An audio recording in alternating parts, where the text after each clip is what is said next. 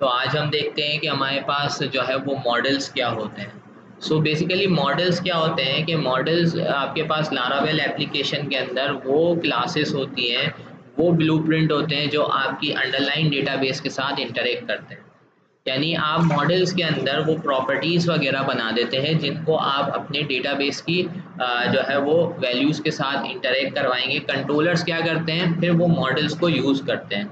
यानी आप क्या करेंगे, जब भी एक मॉडल बनाएंगे, क्या करेंगे, जब भी एक मॉडल बनाएंगे तो वो क्या करेगा, वो आपके डेटाबेस के टेबल के साथ रिलेट करेगा और डेटाबेस के टेबल के साथ इंटरेक्ट करेगा। क्या करेगा, डेटाबेस के टेबल के साथ इंटरेक्ट करेगा। तो वो डेटाबेस के टेबल के साथ कैसे इंटरेक्ट करेगा और मॉडल्स कैसे बनते हैं और मॉडल को कैसे यूज़ किया जाएगा, तो अभी हम आज देखेंगे कि किस तरह से हम एक छोटा सा एक मॉडल बनाएंगे और फिर उस मॉडल को यूज़ करते हुए कुछ डेटा गेट करने की कोशिश करेंगे कि how we can get the data from the model.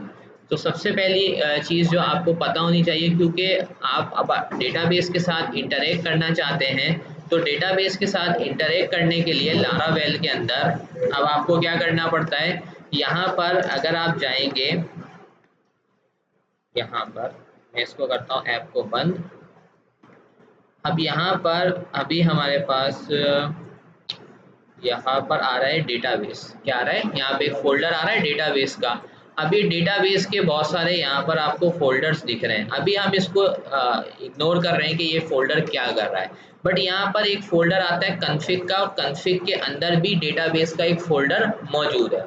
अगर आप कन्फिग के फोल्डर के अंदर डेटाबेस की फाइल के अंदर आते हैं, तो बेसिकली इस फाइल के अंदर क्या है कि सारी कॉन्फ़िगरेशन होती है आपकी, और कनेक्शंस बने हुए हैं। जैसे कि कनेक्शन क्या है, ड्राइवर कौन सा है, क्योंकि हम एसक्यूएल यूज़ नहीं कर रहे हैं, हम तो माईएसक्यूएल यूज़ कर रहे हैं। तो यहाँ पे ड्राइवर अब असाइन किया, एक एरे बनी हुई है माईएसक्यूएल की, उस पर यहाँ पे ड्राइवर का नाम लिखा हुआ है, डेटाबेस का यूआरएल है, उसके लिए एक क्या बना हुआ है, यहाँ पर एक मेथड बना हुआ है env से जो आ रहा है, db होस्ट, db पोर्ट, ठीक है, डेटाबेस यूज़र नेम। तो ये सारी जो भी कॉन्फ़िगरेशन है रिलेटेड टू डेटाबेस, वो किस फाइल के अंदर होती है, कॉन्फ़िग के फोल्डर के अंदर एक फाइल होती है database.php।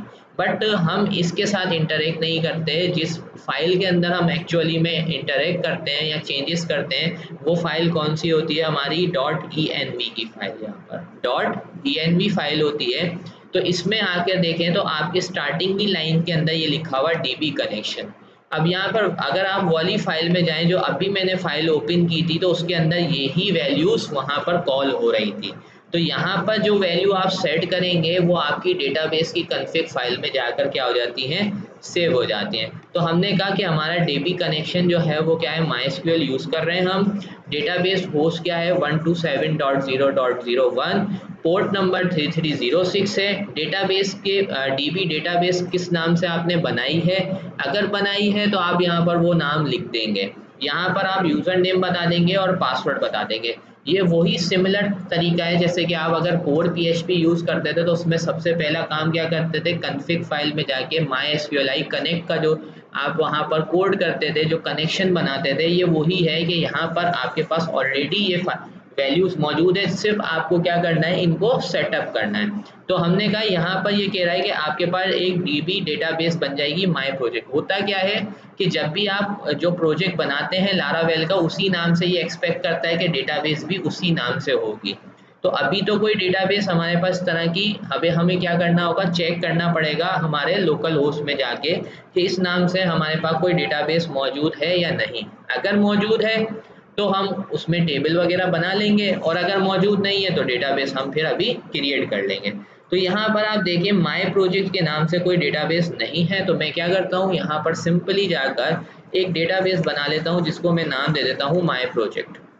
तो माई प्रोजेक्ट के नाम से मैंने एक डेटाबेस बना ली, और सिंपली यहाँ पर जाके मैं एक टेबल बना लेता हूँ और इसको मैं बोल लेता हूँ पोस्ट। क्या कर दिया मैंने, पोस्ट के नाम से एक टेबल बना लिया। ऐड करवाते हैं, और मैंने कहा भाई इसमें मेरे पास एक आईडी होगी, इसमें मेरे पास एक टाइटल होगा, और एक मेरे पास इसकी बॉडी होगी जिसमें डिस्क्रिप्शन या बॉडी होगी पोस्ट से रिलेटेड। तो मैंने कहा ये varchar हो गया, इसकी हमारे पास जो है लेंथ इतनी होगी, और varchar और इसकी हमारे पास लेंथ होगी 255। और यहाँ पर आके हम इसको कर देते हैं प्राइमरी की, और यहाँ पे हम चेक लगा देते हैं ऑटो इंक्रीमेंट का, सेव कर देते हैं। तो अभी हमारे पास क्या हो गया, एक डेटाबेस का टेबल क्रिएट हो गया है। अब अगला स्टेप ये है कि अब ये हमारे पास डेटाबेस बन गई टेबल, वहीं से फॉरेन की नहीं बना सकते, वहाँ पर नहीं होता, आपको ऑल्टर करके फिर बनाना, यानी आपको कमांड लिखनी पड़ेगी क्रिएट की के लिए। बट लारावेल में अभी आगे चलेंगे तो एक और भी तरीका है कि आपको PHP MyAdmin ओपन भी नहीं करना पड़ेगा, तब भी आपका टेबल बन जाएगा। तो अभी वो भी देखते हैं, ठीक है। तो ये तो हमारे पास क्या हो गया, यहाँ पर कनेक्शन बन गया। मकसद ये तो हो गया कि हमने डेटाबेस भी बना ली, हमने एक टेबल भी बना लिया। अब अगला स्टेप क्या होगा कि हमें मॉडल चाहिए। क्या चाहिए, मॉडल चाहिए। तो मॉडल के लिए कमांड क्या यूज होती है, PHP आर्टिसन और आप लिखेंगे मेक, और उसके बाद आपकी कमांड है मॉडल, और मॉडल के बाद मॉडल का नाम। अच्छा, मॉडल बनाते वक्त जिस चीज़ का ध्यान रखना है वो ये रखना है कि मॉडल का जो नाम होना चाहिए, एक तो वो कैपिटल में होना चाहिए, दूसरा उसके अंदर वो सिंगुलर होना चाहिए, यानी ऐसा नहीं होना चाहिए पोस्ट्स, यानी पोस्ट हो, जैसे अगर मॉडल है तो पोस्ट, स्टूडेंट है तो स्टूडेंट। तो ये बाय कन्वेंशन हम इसी तरीके से इसको यूज़ करते हैं कि पोस्ट है तो पोस्ट लिख दिया, स्टूडेंट है तो स्टूडेंट लिख दिया, ऑर्डर है तो ऑर्डर के नाम से मॉडल बनाया। तो ये हमें ये नाम देना होता है यहाँ पर। और उसके बाद इसमें ज़्यादातर हम स्पेसिस वगैरह अवॉइड करते हैं कि स्पेसिस यूज़ ना हो। तो हमने बोला कि हम यहाँ पर एक क्या बना रहे हैं, मॉडल बना रहे हैं पोस्ट के नाम से, एंटर कर देते हैं। तो अब क्या होगा, जैसे ही मैं ये कमांड एग्जीक्यूट करूँगा तो मेरे पास एक मॉडल क्रिएट हो जाएगा मेरी एप्लीकेशन के अंदर, ये जो माय प्रोजेक्ट की एप्लीकेशन है। तो क्यों ले रहा है, चलिए वेट करते हैं। ठीक है, तो ये हमारे पास मॉडल क्रिएटेड सक्सेसफुली लिखा हुआ आ गया। अब इसके बाद हम देखते हैं कि ये मॉडल बनता क्या है। तो अगर हम यहाँ पर जाते हैं ऐप के अंदर, तो ऐप के अंदर भी हमारे पास यहाँ पर आप देखो HTTP आ रहा है, तो HTTP के अंदर एक फोल्डर आ रहा है मॉडल्स। तो यहाँ पर ये मॉडल बन गया, ये देखें। और पोस्ट के अंदर अब यहाँ पर इस मॉडल के अंदर सिर्फ क्या लिखा हुआ आ रहा है, एक जो है ना एक वर्ड लिखा हुआ आ रहा है, क्लास पोस्ट एक्सटेंड मॉडल और यूज हैश फैक्ट्री। अभी आप इसको इग्नोर करते हैं कि what is this hash factory, ये हैश फैक्ट्री क्या है। अच्छा, अब यहाँ पर आके आपको एक काम और करना है कि यहाँ पर एक प्रॉपर्टी होती है जिसको हम कहते हैं, और वो होती है प्रोटेक्टेड प्रॉपर्टी $टेबल। और यहाँ पर आके आपको बताना पड़ता है कि डेटाबेस में टेबल का नाम क्या है। तो हमने डेटाबेस में जो टेबल बनाई थी वो किस नाम से बनाई थी, पोस्ट के नाम से बनाई थी।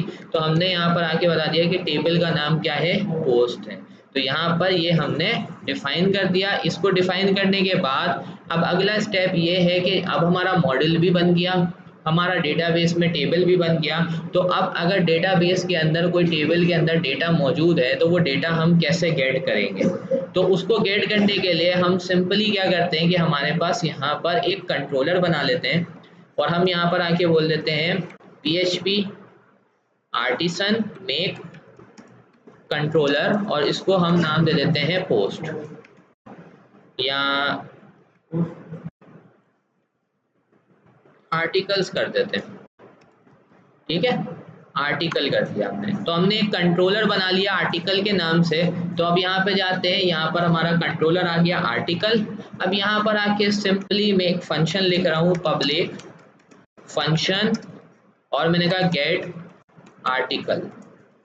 एक मैंने फंक्शन डिफाइन किया है गेट आर्टिकल। अब इस फंक्शन के अंदर मुझे आर्टिकल्स प्रिंट करवाने हैं या आर्टिकल्स को गेट करना है। तो उसके लिए क्योंकि मैं यहाँ पर क्या यूज़ कर रहा हूँ, मॉडल यूज़ करना है, तो सबसे पहले तो काम ये करना पड़ेगा, मुझे यहाँ पर मॉडल को इंक्लूड कराना पड़ेगा। तो इल्यूमिनेट, उसके बाद आप लिखेंगे स्लैश मॉडल्स का फोल्डर स्लैश, उसके बाद मॉडल का नाम क्या है, पोस्ट। ठीक है, तो आपने क्या किया, यहाँ से उसको ऐड करवा लिया। अच्छा, और एक काम ये करते हैं, क्योंकि अभी हमारे पोस्ट के अंदर कोई डेटा तो है नहीं, चले पहले हम इसको फैच करने की कोशिश करते हैं, उसके बाद देखते हैं कि हमारे पास डेटा वहाँ रिसीव कैसे होगी। तो यहाँ पर आके इस फंक्शन के अंदर आपको सिंपली क्या करना है, आप एक वेरिएबल बना लें लाइक दिस आर्टिकल। किस नाम से बना लें, आर्टिकल के नाम से आपने एक वेरिएबल बनाया। अब यहाँ पर आपने जो आपकी क्लास है, मॉडल क्लास है, लिखा पोस्ट, उसके अंदर एक मेथड होता है ऑल। क्या है, ऑल।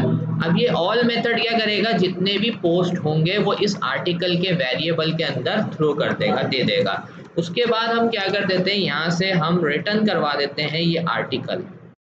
क्या करवा देते हैं, आर्टिकल का जो हमारा यहाँ पर डेटा आ रहा है वो हमने क्या करवा दिया, यहाँ से रिटर्न करवा दिया। इसको करते हैं सेव। सेव करने के बाद अब आपको पता है कि अगर हमें इसको एक्सेस करना है तो हमें राउट भी बनानी पड़ेगी। तो अब हम चलते हैं web.php के अंदर और एक राउट जनरेट कर लेते हैं और उस राउट के थ्रू फिर हम इसको एक्सेस करके देखते हैं। तो मैं यहाँ से ये कॉपी कर लेता हूँ, पेस्ट कर लेता हूँ और राउट का नाम जो है वो मैं यहाँ पर आके दे देता हूँ आर्टिकल, ठीक है। और क्लास का मेरे पास जो कौन सा था, ये आपके पास अभी आर्टिकल के नाम से हमने अभी बनाया ना यहाँ पर कंट्रोलर, और उसके अंदर मेथड का नाम हमने क्या रखा था, पोस्ट रखा था। नहीं, आर्टिकल के अंदर जाके गेट आर्टिकल हमारे फंक्शन का नाम है। तो web.php के अंदर हमने ये फंक्शन कॉल कर दिया। अच्छा, लास्ट स्टेप ये रह गया कि हमें यहाँ पर कंट्रोलर को भी ऐड कराना पड़ेगा। तो हम यहाँ से आके अपने आर्टिकल के कंट्रोलर को भी ऐड करवा देते हैं। ये सेव करने के बाद अब फाइनली हम अपने प्रोजेक्ट को क्या करते हैं, रन करते हैं। तो प्रोजेक्ट को हम यहाँ से करते हैं रन php artisan serve, और उसके बाद जाके हम इसको एग्जीक्यूट कराते हैं। और हमने यहाँ पर क्या नाम दिया है, गेट आर्टिकल, नहीं हमने सिर्फ आर्टिकल नाम रखा है ना। तो आर्टिकल लिखते हैं और आर्टिकल लिख के हमारे पास यहाँ पर अभी कुछ भी नहीं आ रहा, सही है।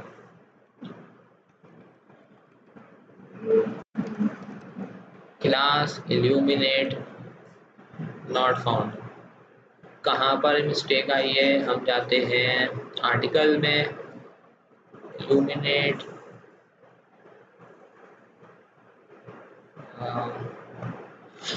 इल्यूमिनेट नहीं आएगा, यहाँ पर ऐप आएगा, ठीक है।